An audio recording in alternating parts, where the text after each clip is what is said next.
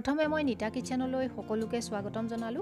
আজি মই খুবেই টেষ্টি ৰেচিপি এটা বনাবলৈ লৈছো। মই আজি এই ৰেচিপিটো অলপ বেলেগ ধৰণে বনাম, যেটো ল'ৰা ছোৱালীৰ খুবেই প্ৰিয়। লগতে মই আজি যি ধৰণে বনাম তেনেকৈ যদি আপোনালোকেও বনায়, মই ভাবো এই ৰেচিপিটো আপোনালোকৰো প্ৰিয় হ'ব। আহকচোন তেন্তে ৰেচিপিটোনো কি আৰু কেনেকৈ বনাব পাৰি চাওঁ।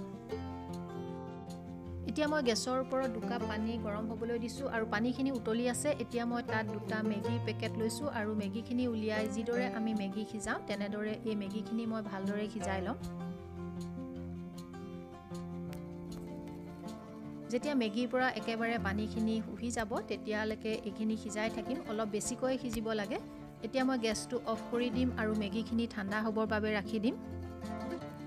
এতিয়া মই চিচাৰ বাউল এটা লৈছো আৰু তাতে সিজোৱা মেগিখিনি দি দিছো। মেগিখিনি সম্পূৰ্ণকৈ ঠাণ্ডা হৈ গৈছে আৰু প্ৰথমে মই ইয়াত দিম কৰ্ণফ্লোৰ পাউডাৰ। ইয়াত মই কৰ্ণফ্লোৰ পাউডাৰ 3 চামুচ দিছো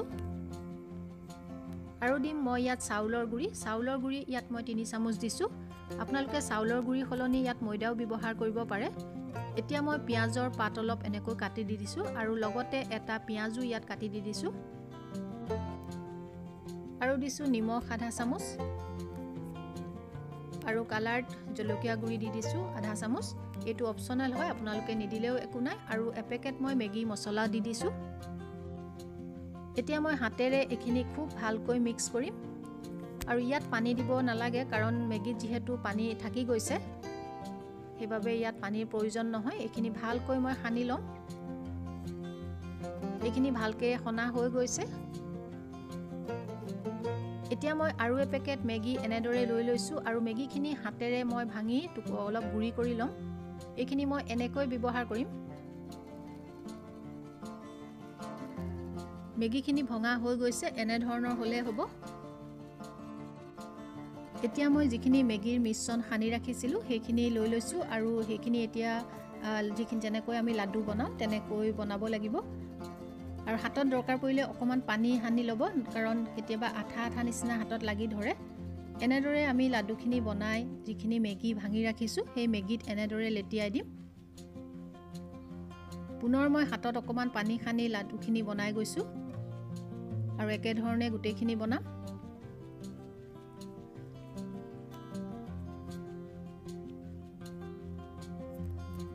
এইখিনি সব গোটেইখিনি লাডু বনোৱা হৈ গৈছে।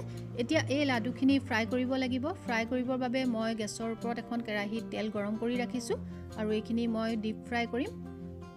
গেছৰ ফ্লেমটো একেবাৰে কমাই ৰাখিব আৰু মাজে মাজে অকমান গেছৰ ফ্লেমটো বঢ়াইও দিব, তেতিয়া এইখিনি খুব ধুনীয়াকৈ ফ্ৰাই হৈ যায় আৰু এনেকৈ লুটিয়াই থাকিব। হৈ গৈছে। এতিয়া মই প্লেট এখনত এইখিনি উলিয়াই ৰাখিছো। একে ধৰণে বাকি থকা লাডুখিনিও ফ্ৰাই কৰি লম।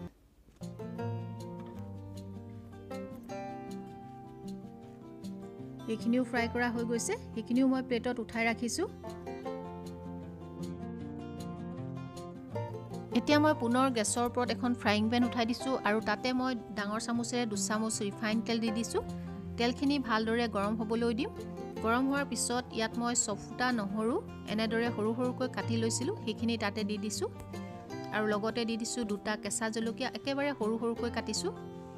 এতিয়া তেলত এইখিনি অকমান সময় ভাজিম যাতে নহৰুৰ কেঁচা গুণটো একেবাৰে নোহোৱা হৈ যায়।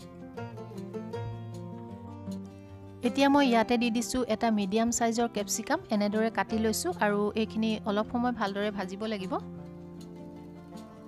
2 মিনিটমান সময় ভালদৰে ভজাৰ পিছতে মই 2টা পিয়াজ কাটি লৈছো। পিয়াজখিনি এনেদৰে পাতল পাতলকে ওপৰৰ যিখিনি পাহি সেইখিনি উলিয়াই লৈছো আৰু এইখিনিও ভালদৰে ভাজি লম।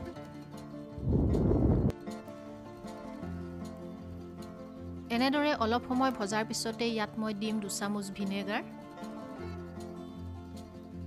আৰু দিছো 2 চামুচ সয়া সস। সয়া সসখিনি দিয়াৰ পিছতে ইয়াত আৰু দি দিছো চিলি সস 1 চামুচ আৰু লগতে দি দিম টমেটো সস 2 চামুচ। এতিয়া এইখিনি ভালদৰে হেতাৰে মিক্স কৰি দিছো আৰু এনেদৰে প্ৰায় 1 বা 2 মিনিটমান সময় এনেদৰে লৰাই থাকিম। আৰু দি দিছো আধা চামুচ নিমখ। যেহেতু সয়া সস টমেটো সস এবিলাকত অকমান নিমখটো থাকে সেইবাবে মই নিমখ ইয়াত খুব কম পৰিমাণে ব্যৱহাৰ কৰিছো। এতিয়া মই বাটি এটাত 2 চামুচ কৰ্ণফ্ল'ৰ লৈ লৈছোঁ আৰু কৰ্ণফ্ল'ৰতে মই আধা কাপ পানী দি দিছোঁ।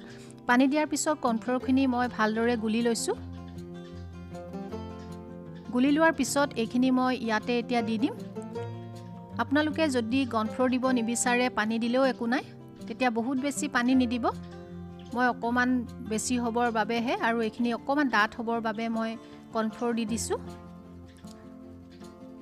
বেছি ডাঠ যেন দেখিলে অকণমান পানী দি দিব। এতিয়া এইখিনি হৈ গৈছে, মই গেছটো অফ কৰি দিলোঁ আৰু গেছটো অফ কৰাৰ পিছতহে ইয়াত ফ্ৰাই কৰি ৰখা মেগী বলছখিনি দি দিম। কাৰণ বেছি দেৰি যদি এইখিনি গেছৰ ওপৰত ৰাখি উতলাই দিয়া হয় বলছখিনি ভাঙি যাব পাৰে। সেইবাবে গেছটো সদায় অফ কৰিহে বলছখিনি দিব আৰু এনেদৰে ভালকৈ লৰাই দিব আৰু ভালকৈ মিক্স কৰি দিব। এতিয়া মই ইয়াত কাটি লোৱা পিঁয়াজৰ পাত অলপ এনেকৈ দি দিছোঁ। পিঁয়াজৰ পাতৰ সলনি আপোনালোকে ধনিয়া থাকিলে ধনিয়াও দিব পাৰে। এতিয়া মই এখন প্লেটত এইখিনি উলিয়াই লৈছোঁ। মেগীৰ এই ৰেচিপিটো আপোনালোকে একেবাৰে ঠাণ্ডা হোৱালৈ নাৰাখিব, গৰমে গৰমে পৰিৱেশন কৰিব। খাবলৈ ইমান বেছি টেষ্টি হয় যে আপোনালোকৰ এই ৰেচিপিটো বাৰে বাৰে খাবলৈ মন যাব। ৰেচিপিটো চাই যদি আপোনালোকে ভাল পালে লাইক আৰু কমেণ্ট কৰি নিশ্চয় জনাব। পুনৰ লগ পোৱাৰ প্ৰতিশ্ৰুতিৰে আজিলৈ আহোঁ।